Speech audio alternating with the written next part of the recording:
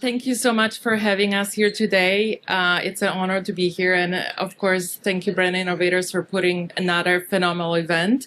I have a wonderful group of panelists with me today, and I'll let them introduce themselves in a second. Our panel today is about what else but AI. And we will talk a little bit about lessons, wins, and what's next. And we want to really take it from a really honest perspective. So let's have some fun. And with that, I would love for all of you to introduce yourself because you'll do a better job than me. Thank you. And thank you again to Brand Innovators for having us here. And I appreciate everybody who's coming out in the melting weather overall. John Nitti, Chief Business Officer globally for adMarketplace. adMarketplace monetizes intent and discovery from a consumer perspective. So search outside of typical Google, Bing, etc. And we're also doing AI chat monetization, right? So as consumers change their discovery habits and seek out information differently, somebody needs to pay for the tokenization and the all the compute and storage that goes along with it. And so we're here to help companies and clients and publishers do that. Hello, everyone. My name is Adrian Rosenkranz. I'm the CRO at Webflow. I lead our sales marketing teams, and we're an agentic web marketing platform that helps bring your digital experiences to life. Super excited to be here in the warm weather, and thanks for joining us. Hi, everyone. I'm Wendy Bergh. I'm the Chief Marketing Officer at Rakuten Rewards. We are a shopping destination. We have over 3,500 brands on our platform, and we offer the possibility of loyalty and rewards for our customers. I'm Sean Moran. I'm the Chief Operating Officer of Evergreen Trading. We are a financial media firm that turns distressed assets into media value. I want to be a little stimulating and get some pickup and cans. So AI is a trend that's going to be over within the next 2 months. You spoiled the surprise. Thank you so much. And I'm Karolina Tuszewicka. I lead the media team for Americas at HP. Thank you for the introduction. I would love to kick this off with a bit of an icebreaker. What is the one thing you would trust AI to do for you right now? And what is the one thing you would absolutely not let it do it for you? You can, of course, talk about some business examples, but we can also have some fun and talk about some personal examples. All right. What I wouldn't have, anything that can get me arrested, right? Ooh, okay. Yeah. Where I buried a body or something like that, maybe not. Don't not so research much for that on yeah. ChatGPT. But I think what is good about AI is, so I have a son that's a freshman or just finished up freshman year at Penn State, and I have 2 Labradoodles, right? And so going into AI, you can have a conversation and figure out what is a doggy daycare that has overnight staffing that is on the route between my home in New York and Pennsylvania.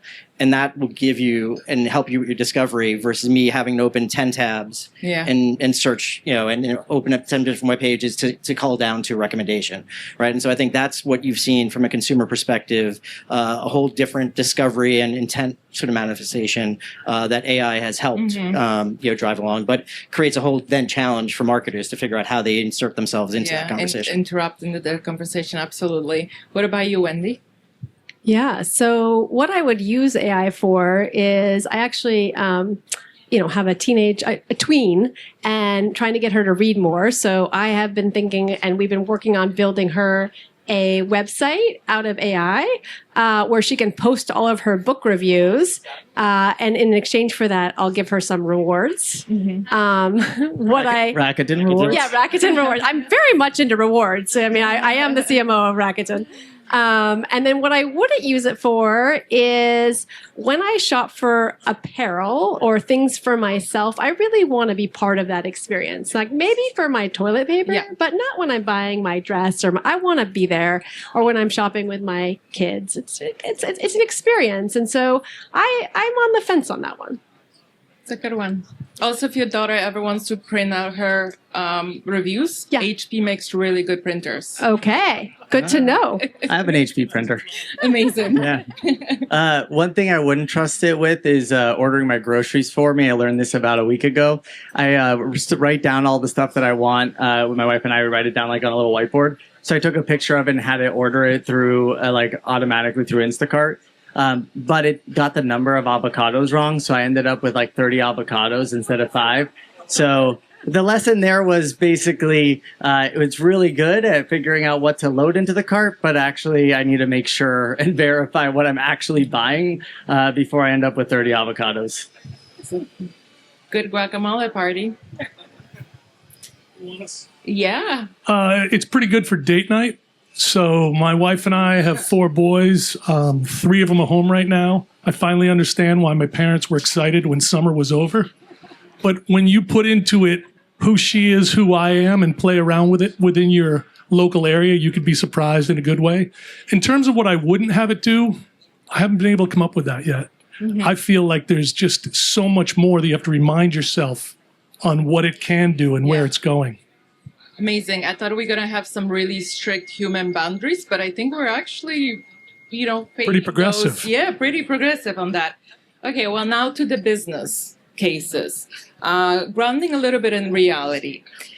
Let's look at a real business outcomes. What is one win from AI where you saw a clear impact, revenue, efficiency, or customer experience, whatever is relevant for your business? And Sean, how about we start with you, especially from the efficiency operational perspective? So we're in the business where we're seeking out new clients all the time. And that's been a very human-led process. And I still believe very strongly that the human element, the soft skills, are truly what's going to complement AI to see who's the real winners. But we were working with a company a year ago that we thought was so profound and advanced, building us their own LLM for us to go and really source through 10Ks and 8Ks to find companies that where their distressed assets were. They would report back to us once a week, if we were lucky, and then we'd go through things. My team's doing that on their phone every 10 seconds now. The speed and the compounding effect is mind-blowing. Amazing. It's a good story. Wendy, do you want to take next? Yeah, so we really had a data and insights challenge. And so we ended up building with our marketing analytics team a analytics chatbot, if you will. So instead of having to go into your traditional data tools, we're able to go and ask, her name is Annalise. We're able to ask Annalise questions. And what this has been able to do is basically democratize data across marketing and product. It's helped us get on the same page across the organizations in terms of how we're progressing with our OKRs, how we're doing well. And it's allowing people to be more innovative and think about where there are opportunities to move metrics at scale, which has really been a game changer for us. I love that. I think talking analytics to an AI, it's a dream for all of us to be able to do that versus looking at data. So I love that. Adrian, sorry. Yeah, sure. So one of the things that I think is interesting is that as you look at digital experiences, and we're all consuming them in new ways than we ever have. And the thing that's fascinating about that is that we kind of we've always had, if you go back 10 years, we talked about personalization in marketing. We talked about like creating the perfect experience, but most of them were just rule-based. We would say like, if this person is A or B, give them this experience. And so the truth was it never really lived up to it. I think now the thing that we've seen the most success in is having AI determine in real time which experience is best served for an individual. I would say that a lot of the ad platforms do this, but also extending that into whether it's websites or landing pages, et cetera, and being able to not have to actually decide what experience someone's going to get, but rather let AI determine it at scale based off of whatever data you have. Yeah, wonderful. Thank you. John, anything to add? Yeah, no, like I think there's 2 sides of it, right? Internal workflow is obviously AI will help you do things more quickly, right? Things that take you 7 weeks now take you 7 days. Things that take you 3 days could take you 3 hours or minutes. Or I do think there is a danger of over agentizing, right, and creating too many agents that become either just spam or like the promise of a dashboard that you can log into. Right, that you get, but then you don't use, right? And so I think that's the fear of what we need to manage, because there's so many things that you can do with it. From like I mentioned earlier, from a consumer perspective, I think it's great, right? There's so many consumer applications, and if you're a publisher and you have an experience, or if you're Rakuten, you need to bring that into your experience if you want to actually keep the consumers within your website or within your application. But how do you pay for that, right? Because tokens are expensive, GPU is expensive, and so I think that's, as an industry, that's what we're figuring out, and that's the exciting part about it, right? Is enhancing the consumer experience, but figuring out how you actually make money doing it versus just investing ahead of the curve. I think all of you actually touched a really good point, and it's kind of a segue to my next question. How do you integrate it? Is it putting on top of your current processes, or did you, especially when you were saying, or Adrian, do you have to completely rebuild your architecture to allow some of this to happen? The approach that we've taken is that, well, I don't know about what all of your journeys have been, but I think in most cases, most people tried probably bolting on at first, no matter what, because they were like, you start to see the opportunity and you're trying to harness intelligence at the end of the day. And so you have all these systems. It just takes a lot of effort to move and re-architect. So the first thing I would guess that most people did, us included, is you start by bolting on and seeing how that works. I think what we found is that reimagining the experience from the bottom up ends up being the most effective one, unless it's something very transactional and simple. And so if it's something that is like repeated over and over again, and we probably did a really good job in the past with rules-based automation, and normally those are okay, like AI makes it better. But we have been rethinking how our marketing team's even structured, and roles and responsibilities, and how do we think about the skills we need, and also how do we borrow skills from each other? Because I think in this new world, you're going to be able to access intelligence from all your teammates in a much more effective way. So what we found is, like, we started with bolt-on and we kind of switched to like re-architecture. What about you, Wendy? Because I love this example. As I said, it's everybody's dreams. Like, how much work did you need to do to improve your data architecture to be able to layer AI? Yeah, I would say it's the same, both. We had to, in order to do Annalise well, the AI chatbot, we had to make sure that we had standardized definitions and making sure we were really pulling the data in an accurate way. So there was a little bit of cleanup and alignment across the organization, which quite frankly needed to be done. And so it accelerated something that maybe would have been deprioritized in the past, which is good. And now that infrastructure is built, but it's not over, because Annalise can do so much, but we ultimately want her to do more, have more context, have more information. And so as we add more information into the chatbot, she's getting smarter and smarter. It's the same thing. Like, we have our leadership team has adopted Cloud Code. As it gets more integrations, it's getting smarter as well. So I think it's kind of a theme of, like, you start, you integrate, you build more context, it helps you more. Yeah, absolutely. Sean, anything to add from your operational scaling experience? I think the point's being made that you got to clean up your house first, right? You have a messy Always garage, and before you can trick out your garage, you got to get rid of the trash and know where stuff exists. And we're going through that ourselves. I think operationally, it's great, but again, I feel like that is scratching the surface. If you think about when cell phones came out, everybody was so excited that they had not even a cell phone, a mobile phone, because I could make calls, and that's all it did. I feel like we're in that stage with where this is going to go eventually, because the compounding effect of what it can do with inference and memory and the speed at which that's coming, I think is going to be pretty remarkable in the next 6 months. Awesome. John, anything? No, I think I agree with everybody saying. I think, if you go back to COVID, that forced everybody to move more to e-commerce and more to digital and virtual, right? And this is a moment in time where, to your point, data lived in silos, or has lived in silos in any of our organizations, and forces you to get to structured data. Otherwise, AI doesn't work, right? And so I think that's a good forcing mechanism to put those things that otherwise would have got deprioritized. I do think, and to what everybody's saying too, is you do need to. It is a different journey. It's a different use case, right? And so yes, you can replace and you can downsize, but there's always going to be an experience and a human element to it, right?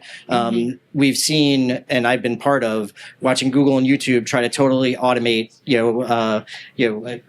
the content that's on their platform, and that didn't work, right? If you look at something on social media like community notes, you try to automate that, and then you needed put human interaction back into it. And I think that's going to be the same thing for AI, right? It's not going to be fully automated. You need the human experience to be part of it. Bonus question. Has anyone used AI to do an audit of your infrastructure to show the gaps where you have to clean up the house? We're actually going through something like that right now. But I will tell you, I'm not sure if I'm in the majority, but I do think AI is going to lead to more jobs instead of less. I think in the beginning, there's going to be some finance departments, some of the data work that's been done. And we're going to see where it's pretty silly 2 years from now that we had people spending weeks. But I think the productivity that's going to come out of AI is going to floor people in terms of how many other people you're going to need doing that. And you're going to see that maybe it's not the coders you need, but the thinkers and the intellectual thinkers that are this next generation. Because this is a generation that grew up graduating college. We used to call it cheating. They're calling it hacking and using AI because that's where the world's going to be. Amazing. Love that. Okay, let's do a bit of a pivot to honest lesson learned. Let's be completely transparent for a second, if we can. What looked incredibly promising when AI started becoming a reality? So what was incredibly promising on paper or in pilot, but ultimately completely failed? Do you have anything to share?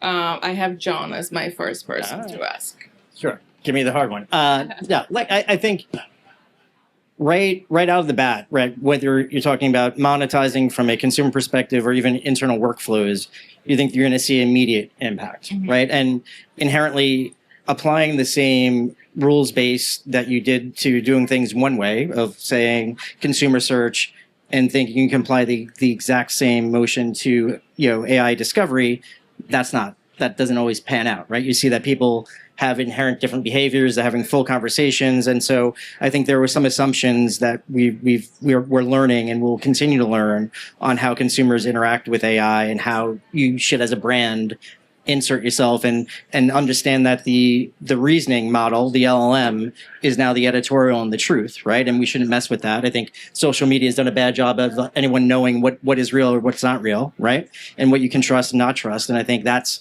a learning process and something that I hope and we believe is going to be different from an AI perspective. And then where you insert your brand into should be relevant and should be precise and actually should help the user journey to get to, yes, this product is in stock at this location at this price point, and get much more specific. And so that's I think assuming that it's going to be the same is the misconception. Understanding and adapting, I think, is, as with anything else, is going to be super important. Yeah, I'm going to you, Adrian. Yeah, from Webflow process. I'm going to share a personal example of where I was like, "This is going to be amazing. It's going to change my day." Not avocados. It's not avocados. It's a work-related one. But I was so certain that if I connected my LLM to the right amount of context, that it could go through all my Slack, my meetings, everything, and actually start drafting responses for me, so that I would just go to say like, "Oh, I was supposed to respond to this person," click send.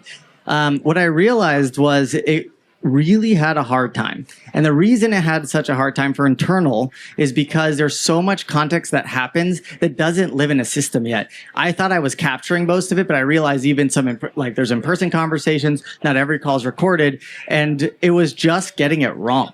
Whereas like a customer conversation, I could get a draft email almost perfectly crafted by having a combination of my own skill, like meeting notes from the internal teams of the customer, like customer call recordings, customer account history. Like I could get that pretty close. I don't have to edit it nearly as much. It's like 85% like of a first draft. All internal ones, if there's like 15, I will almost normally send 0.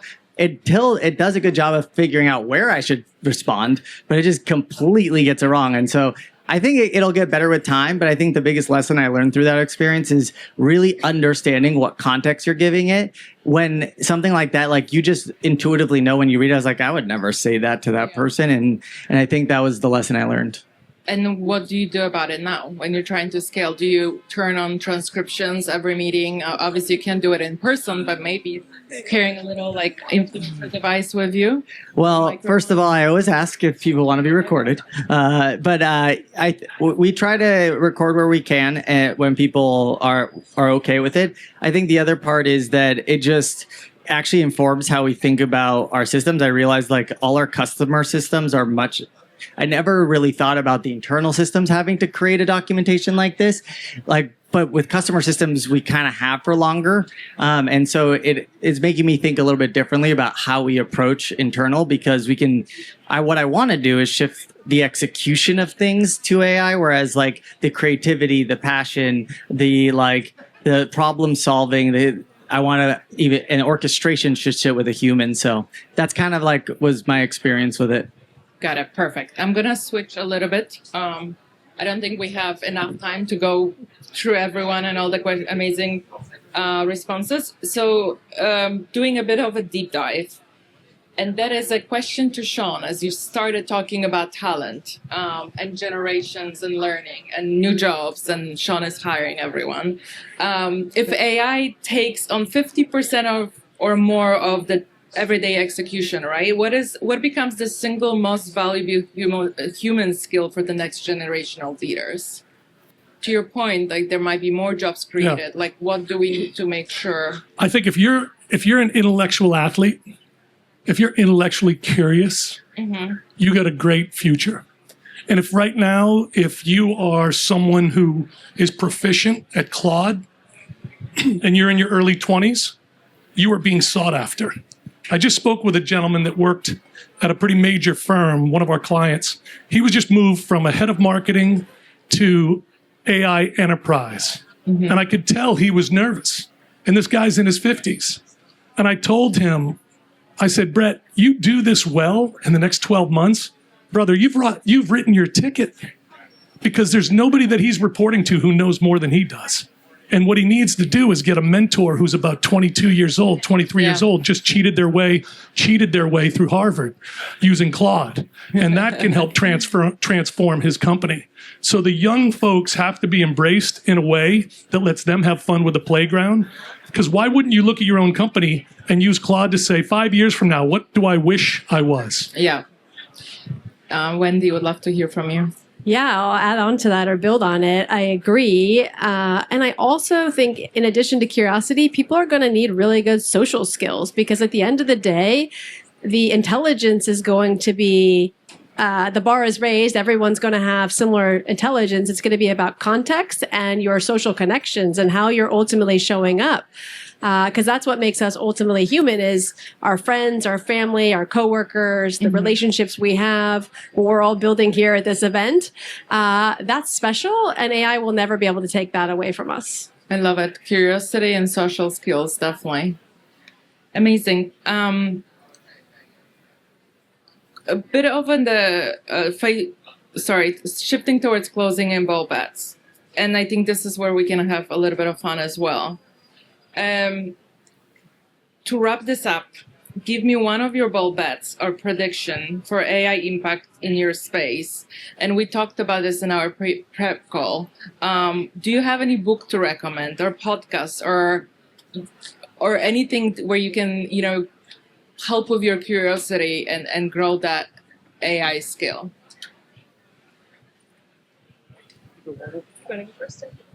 That's a question for everyone. All right, selfless plug. I have a book coming out next year called Sunday Night Factor. That's going to be about why you love coming into work with great leadership. And there's a part in there about AI. But I think where we look to see really bold things is, how do you wrap your arms around it and still make it like a place where folks want to be there on a Friday and be there on a Monday? To me, that's going to be the real win for companies. Because at the end of the day, it's going to be people acting as directors that are going to take AI to the next level. Amazing. Yeah, so this isn't an AI book, but I think there's a lot of correlation. So I recently read this book called Abundance by Ezra Klein. And in Abundance, he talks a lot about the fact that there's not a lack of innovation in terms of thinking about how we could have proper housing for everyone in the world and enough food for everyone in the world. But we can't get there because there's all these executional roadblocks along the way.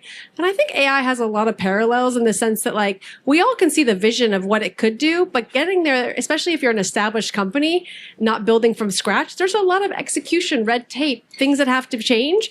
And so it's not that we don't have the innovation, but it's almost like how do we get out of the ways of ourselves and be okay cannibalizing or changing at rapid pace, which might feel uncomfortable, but doing the right thing for the outcome we want. Yeah, I think that's fantastic. Not just learning, reading about AI specifically, but just ways of rethinking how we approach it.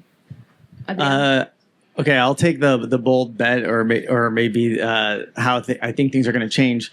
So we are lucky enough to see across our 300,000 customers how traffic patterns are changing across the aggregate. And when I started Webflow about a year and a half ago, less than 1% of the traffic to sites were agents. So less than 1%. And that less than 1% was actually mostly just model training. If you go back 2 months ago, it was already at 18% of total traffic. Now imagine this is like trillions of visits, so this is a very big number. What's interesting though is like about half of that was actually agents answering a question for a user. So my bold prediction based off of what I've seen so far is that more than half of the traffic in the next 12 to 16 months of your website and digital experiences will actually be agents. So we will actually have more agent consumption of content, often on behalf of a human, than we will human consumption of content. So that's my bold prediction. Amazing. So John? Yeah, no. To close. Well, first, Sean, I'll buy your book. I'll pre-order. So yeah, all right, there you go. 2 minutes. As far as I forget the exact name of it, but for those that know me, I was at Publicis Group for many years, and Rashad Tabakwala is somebody who I listen to his podcast on a weekly basis. It's called What's Next, and so he dives into a lot of the spaces of AI and how it's going to impact the workforce, how it impacts interactions, and things like that. So I think that's important. I think to your point, agent to agent even is going to be right as far as like you're within an LLM and actually transiting that query into the agent on Rakuten's website or whoever's website is something that we see patterns and see a large desire. And so I do think that where the human involvement is, but that's going to be a bigger part that we need to dissect. Right. And then also make sure that there's no fraud, there's no bots and everything else within the marketplace. But I think that is going to be a big part of what we see. Great. To close out, I would love to do a very quick rapid fire round down the line question. What is one major shift coming in the next 12 to 18 months that you think most companies are completely unprepared for? And I'll start with you, John. I think it's training. I'd say now they're unprepared now. It's training your talent to embrace this technology, right? Being comfortable with being uncomfortable, right? And the pace of change is something that's real. And you need to continue to train your folks and leverage your talent to utilize technology versus fear it or trying to do the same thing over and over again, expecting a different outcome. And so I think, your workforce readiness and embracing and understanding who's the right talent to keep and nurture, I think is going to be the biggest challenge for business. Amazing. Adrian? I think how your brand is perceived. I think the thing that I talk to a lot of folks, and I think the way that AI is rapidly changing how your brand is consumed with opinions, like it has judgment inserted. And so a lot of the controls we used to have has changed. Like what used to be focused on maybe a click, the click has moved and now there's all this judgment. And so I think one of the things that the reason I don't think we're all prepared for it in the same way is because it changes almost every week. And so it just how to maintain your brand equity and promise and being able to make sure that it's clearly differentiated, I think is going to be something that everyone's going to have to be rapidly evolving. Love it. I agree with that. And I would add that what I see is that this is going to take many years. And the reason I say that is some companies are moving so fast. I I live in Silicon Valley. Tech is moving fast. Every billboard is about AI. When you drive on the 101, you can't get away from it. But you go to other parts of the country, and that is not the case. And some companies aren't going to adapt as fast. And so it's going to be interesting to see this evolution happen. Some are going to be at the front, some are going to take longer. And what does that mean? Because ultimately we are in so many ways ecosystems. We all work together, connect together, and will it be the ones that adapt faster are better suited? But there's some players that are large that might not move that fast, and how's that going to work? I think those are kind of interesting, ambiguous questions of that need to be sorted out over time. Amazing, thank you. I think that it also opens opportunity for a lot of, I think that tying it back to the human element, because a lot of the LLMs and a lot of the models are going to keep catching up to each other. I think leadership at certain companies, people are not going to be aware that if you're not a great leader, you're going to be left behind. I see a gentleman in the audience, Bill Koenigsberg, and he's been one of the guys that I've always known to be most progressive, right? Building a mobile department before everybody was going down that space. And it's firms like that I think will have their finger on the pulse, because when you have a leader who embraces change and really looks forward for it, everybody comes along with it. And that's going to be a differentiator, I think, over the next 12 months. That's amazing. I also used to work for Horizon Media. Great company. Thank you so much, everyone. Especially extra thank you because it's absolutely brutally hot here on stage. You don't say. We did not look on AI how to embrace for this weather. Clearly need to do some homework next time, but really appreciate this. This is some wonderful, insightful answers, and hopefully some of you can take that and learn and use and read the books and listen to the podcast, etc. It's really thank you so much for joining me today. Thank you. Thank you.